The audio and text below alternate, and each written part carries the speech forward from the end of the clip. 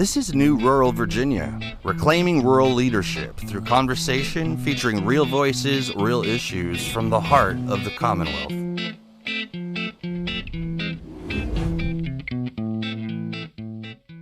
Welcome back to the New Rural Virginia podcast. I'm Larry Wohlers. And I'm Parson Brown. Thanks for tuning in. So Parson, 5 months ago, we had never done a podcast. I had never even imagined myself doing a podcast. We hadn't even met we didn't even know each other. So we're definitely not professional broadcasters, right? Yeah, probably not. But I mean, we're getting there. We're getting there, I think. We're doing it. I don't think I'll ever be a professional, but that's okay. You're younger than I am. But anyway, today we have a special guest. Yes. Senator Tim Kaine has done us the honor of coming on our podcast with us. And it's not because of anything about you and me, right? It's because we have stumbled on something really important, right? Mm-hmm. Conversations that needed to happen, I really believe. That's right. With these rural Democratic candidates. I'm getting something out of it every time. They're so fascinating and inspiring, and just it's been so great for the heart and soul, really, to see that we've got these motivated people trying to make a difference. That's right. And in an election, which, as we've said, is maybe one of the most consequential elections that we have seen in Virginia in a generation. More and more every day. So, who better to explain the stakes, explain the importance of rural Virginia for this election than Senator Tim Kaine? Yeah, former governor of Virginia, former vice presidential candidate. And most importantly, for this election, someone who has visited more counties in Virginia more often than anyone I can think of. Oh, you bet. But before we get rolling, remember to follow, share, and subscribe so that you don't miss a conversation. Yeah, you can find us on Spotify, Apple Podcasts, Amazon Music, iHeartRadio, YouTube, pretty much anywhere, which is just amazing to me. Again, 5 months ago, had no idea we would be on all these spaces, but you can find New Rural Virginia podcast anywhere you listen. And don't forget our New Rural Virginia Substack newsletter. The Rural Angle. Oh, hey, for not being professional broadcasters, that was perfect timing because here's the senator hopping on with us right now. Hello.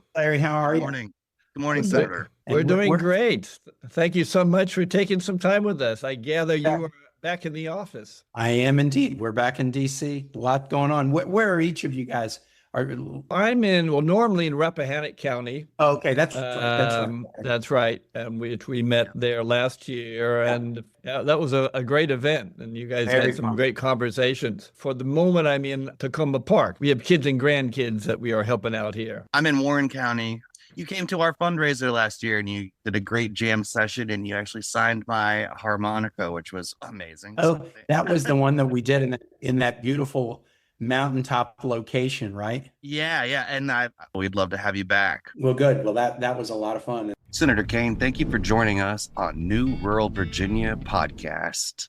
Well, Parson and Larry, I'm glad to be with New Rural Virginia podcast to highlight great Democrats running in rural Virginia, parts of the state that are very, very dear to me because of my background and my wife's family. So it's good to be with New Rural Virginia podcast. Thank you. Thank you so much. And each of them have really brought something different, something special to this. And yet there's sort of a common thread that they are candidates in rural districts, right? And they live a certain sense of, we are rural Democrats. And there's something special about that. You know Virginia better than anybody, right? You've been campaigning and visiting counties, every county in the state several times. And you remember a time when Democrats used to win in these rural districts. And so that changed, but it could change again. What we're wondering is, from your experienced eye, are we at a moment of change where we have these great rural candidates and they really have an opportunity to provide something new for rural districts? And what are the stakes of this campaign? Yeah, Larry, I think we are at a moment where there is the potential for change. It's hard to predict when change happens, but when it does, it tends to change pretty quickly. And here's my sense about rural Virginia and rural Virginia candidates. And I've now lived in Virginia for 41 years. I moved here to marry my wife, Ann, who's a Roanoker, but who has family from Big Stone Gap. So long before I even ran for the Richmond City Council, I was doing family events in Roanoke, St. Paul, Abingdon, Big Stone Gap, Beckley, West Virginia, where my wife's family is. And I grew up in Kansas with rural ties on both my mother and father's side in farming communities in Kansas. So I see a lot of similarities between rural Virginia and the communities I was familiar with as a kid. You're right that, rural Virginia, places like the Fighting Ninth in Southwest Virginia used to vote pretty solidly Democratic. I saw a huge slippage in Democratic performance in Southwest Virginia between my governor's race in 2005 and the Senate race that I next ran in 2012. There was real backsliding, and that affected the congressional race, Rick Boucher's campaign in 2010. It's affected who represents rural Virginia in the General Assembly. But I do think there's a moment of opportunity, and I would describe it two ways. First, in the campaigns for the House of Delegates this year, this is the first time in history where Democrats are fielding a candidate in all 100 House districts. Sometimes, we can't even field a candidate because people don't want to run thinking that they're not going to win, but you don't win if you don't run. And so the fact that Democratic excitement is built up and there's a candidate in every district, that's a real positive. Second, the actions of the Trump administration are hitting rural Virginia harder than any other part of the state, and rural America harder than any other part of the country. I just finished an interview before I joined you about the Trump administration decision to shut down Job Corps programs. And the two programs that are being shut down, one is in Amherst County and one is in Marion County. These are both jurisdictions that are red jurisdictions that voted for Donald Trump. And yet Donald Trump is taking an axe to important job training programs in the parts of the state that supported him. Donald Trump wants to zero out the Appalachian Regional Commission and take all their money. Who is that going to hurt? It's going to hurt people in rural Virginia. Donald Trump's policies are hurting farmers and foresters in rural Virginia. Donald Trump's immigration activity and deportations, not just of criminals, but of anybody who is here undocumented, is really hurting the farm economy because they rely on immigrant labor to do farming and forestry in Virginia. So a series of things that Donald Trump has done. The big, beautiful bill. Let's give tax breaks to the wealthiest and do it by cutting Medicaid and healthcare expenditures, which will have a devastating impact on rural healthcare providers in Virginia. So I think the moment is a moment where we've got candidates running everywhere, proud to be Democrats and talking about their values, in particular, their focus on their rural communities, but also daily evidence of the fact that Donald Trump holds rural Virginia, rural America, essentially in contempt. He wants to give tax breaks to the wealthiest, and he's financing it by cutting programs that affect rural Virginia more than any other part of the state. That gives us an opportunity. Exactly. And I think, one of the areas where rural Virginia is going to be hurt a lot is in healthcare. Yes. Right. Yeah. And we have a great candidate, Donna Littlepage, who is a real expert in how you run hospital services and medical services in rural areas. And she was talking about when you kick people off of Medicaid, that's going to have a huge impact on everybody else because those insurance premiums are going to be going sky high because of this. And Sarah Ratcliffe has had a lot to say about this too. Yeah, a lot of history in government works and with healthcare. Yes. Yeah, what you see in the reconciliation bill that Trump and his GOP folks pushed through is these big cuts to Medicaid. I think there's at least 4 effects of this. And actually probably 5, Larry. The first one is you kick people off Medicaid, then you're hurting people's ability to access health care. You raise their health insurance premiums by reducing the Obamacare subsidies. You're hurting people's pocketbooks. So fewer people will have health insurance. That hurts patients. When that happens, that means fewer reimbursements to healthcare providers, and particularly in rural Virginia, where the Medicaid mix of who pays for a hospital to survive is higher than in other areas. You make cuts in these basic Medicaid programs, you really hurt rural providers. If rural providers get hurt, it's not only hurts patients, they start to lay people off. You lose jobs. And then if rural providers close, and there's 6 hospitals in Virginia that are on sort of a watch list for closure because of these cuts. They're all in rural Virginia.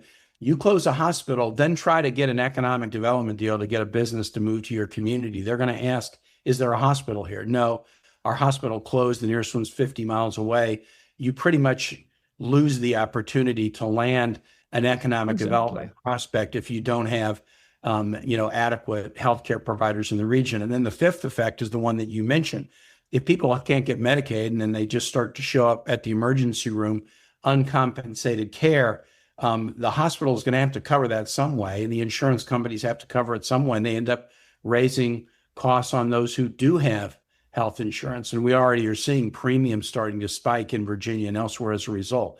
So I do think the healthcare aspects of what Donald Trump is doing, and again, these are all cuts to pay for tax cuts for the wealthiest, exactly, who don't need another tax cut. They haven't needed it. They didn't need it in the first Trump term, and they don't need it now.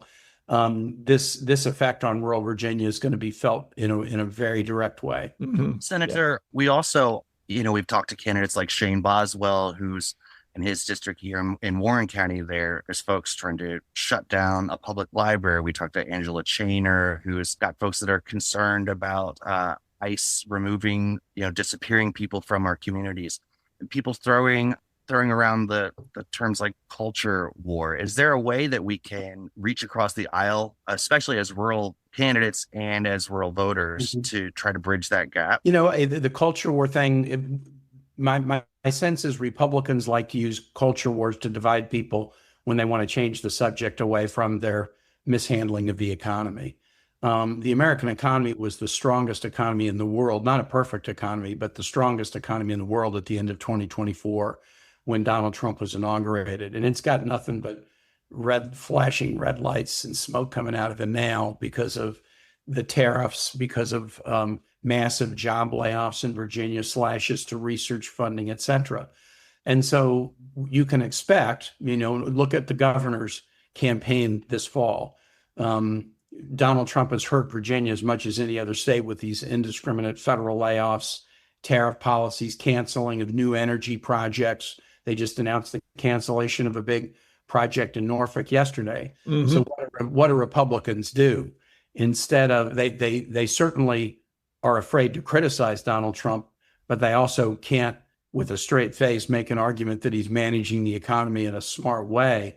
And so what do? The gubernatorial candidates showing up to raise hell at local school board meetings on cultural issues that affect an infinitesimally small percentage of our students. Why are they doing that? That's right. To distract from the economic reality. So I think the key for Democrats is to always make the campaign first about the economy. I did that when I ran for re-election last year.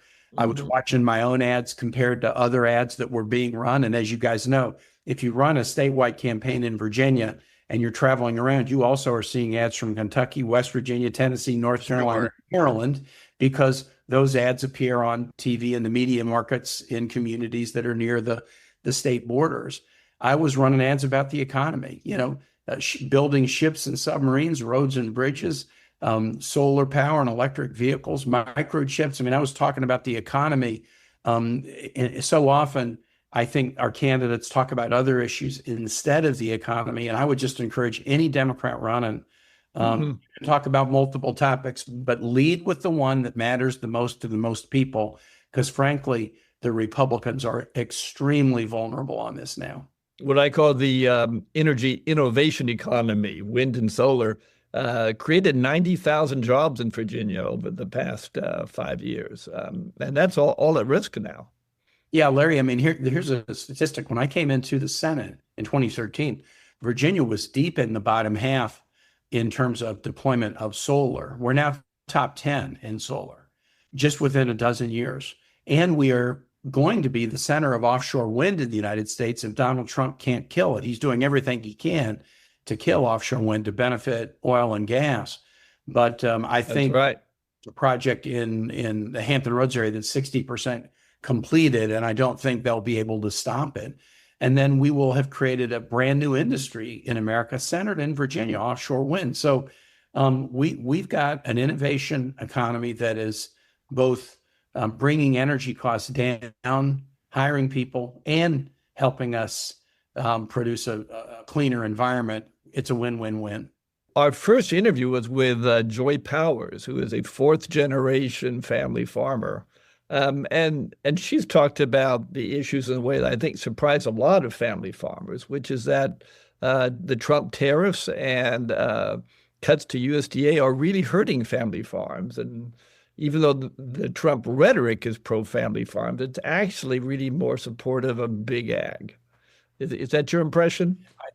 Yeah, I think that's right, Larry. I've had two roundtables with Virginia farmers, one in Western Loudoun County and one in Culpeper County in the last couple of months. And again, these would be in communities that were pretty favorable to Donald Trump in 2024, but the farmers are very worried. Most of them have pretty significant interaction with USDA programs that have been cut or are in danger of being cut. A number of them had grants that were kind of midstream to help them do better management practices or, improve the productivity of their farms. And those grants have been thrown into question, if not canceled. And then the tariff effect. The farmers remember the Trump Term 1 tariffs. And here, here's what happens. I'm sure you guys know this, but just for some of your listeners, when we put tariffs, say, on aluminum and steel in Canada and Europe, they retaliate. And they don't retaliate on American aluminum and steel. They retaliate in ways that they think will hurt us to cause us to drop the aluminum and steel tariffs. And they always choose ag as the thing that will hurt because the American farmer is so productive. We produce so much more food than we can eat in this country that we really depend upon being able to export food and export forestry products. And so when other countries retaliate against agriculture, it really smacks farmers more than any. And, remember in Trump Term 1, we eventually had to come up with sort of a bailout package to help farmers recoup some of what they had lost as a result of these retaliatory tariffs. Exactly. And it's going to be the same thing this time. The farmers are getting hurt badly. It's not clear that they'll even want to come up with a package to help them. They don't mind hurting them because they feel like the tariff revenue is something that they can use then to pay for tax cuts for the wealthiest. If you're enjoying this conversation, now's a great time to hit follow or share it with your neighbors, please. It really helps us get these voices out further. One of the candidates interviewed, Jack Bennington, is actually a high school teacher and talked a lot about education and schools and the danger of school choice, in particular for rural areas, because if you start siphoning taxpayer dollars away and students, rural schools are really vulnerable to that. Yeah, they are. I mean, look, we have a robust network in Virginia, public school system that serves about 1.3 million kids, give or take. We have great private schools, Catholic schools. We have a good homeschooling situation that works, and I'm for all of it. But I'm not for taking public dollars to use to support private schools and cannibalizing funding for public schools. I'm against that. Virginia did that in the 1950s. We allowed dollars to be siphoned away from public schools to run private segregation academies rather than let kids learn together if their skin colors were different. So we've been down the path in my lifetime of siphoning public dollars away to support private schools for a bad reason. We don't need to go down that path again. So it's about dollar support for public education, but how about just moral support? Instead of having tip lines to report your teacher if your teacher says something that makes one of your kids feel nervous. I mean, how about paying teachers a wage that enables them to make teaching a career? Nobody goes into teaching for money, but a lot of people leave teaching because of inadequate pay. And we have a shortage of classroom teachers because of that. Let's lift up teachers. We're in a battle right now where the Trump administration is withholding funds from 5 Northern Virginia school jurisdictions that have high quality schools that produce great talent. They're withholding money under a specious argument to just create a political battle. That's in court. The case was argued yesterday A ruling is expected sometime soon. We need people who have been That's right. teachers and who will go to Richmond as legislators and support public education. Yeah. Well, we've had this incredible experience talking with these candidates. We've got a lot of problem solvers, innovative, smart people, a lot of people service driven, running for delegate. We have high hopes for rural Virginia and rural communities. Yeah, I've been doing, a lot of campaign events with Democrats around the state, including in rural Virginia. I've got more scheduled between now and Election Day. And you're right, you tend to see these candidates there of the communities they want to represent. They tend to have a strong public service background. Maybe they've been a nurse, maybe they've been a teacher, maybe they've been in the military, maybe they've been in law enforcement. But if you want to know what kind of public servant somebody will be, look to see what they did before they decided to run for office. And if you see that they have been serving the public, you can feel confident that that will be their continued focus. Right. And we're very lucky to have. Right.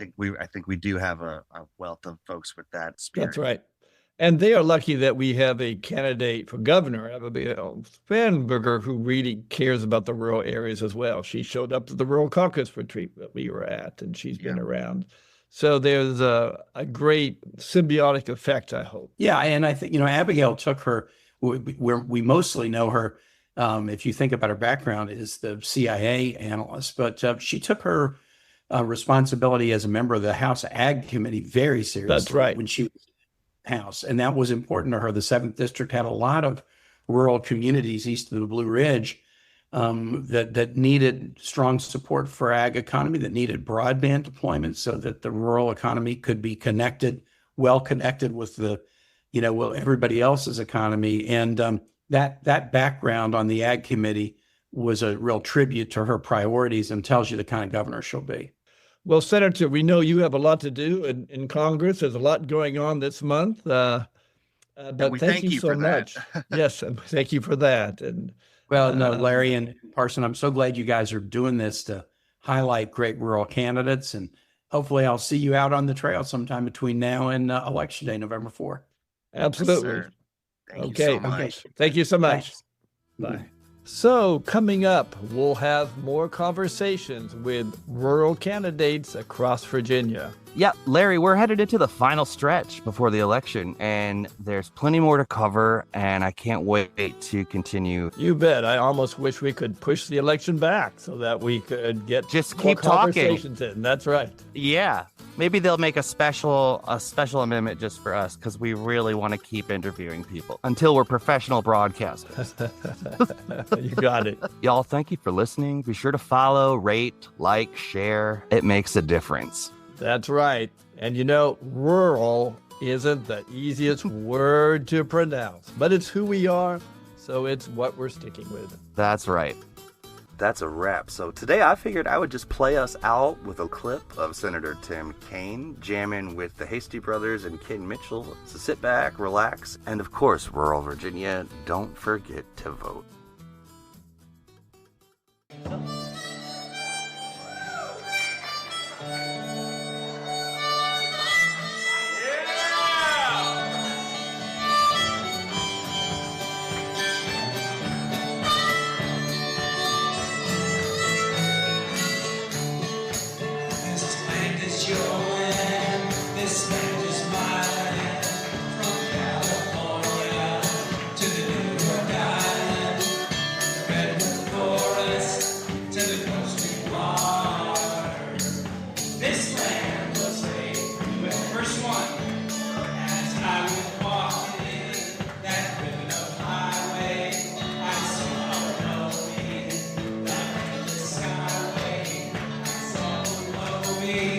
The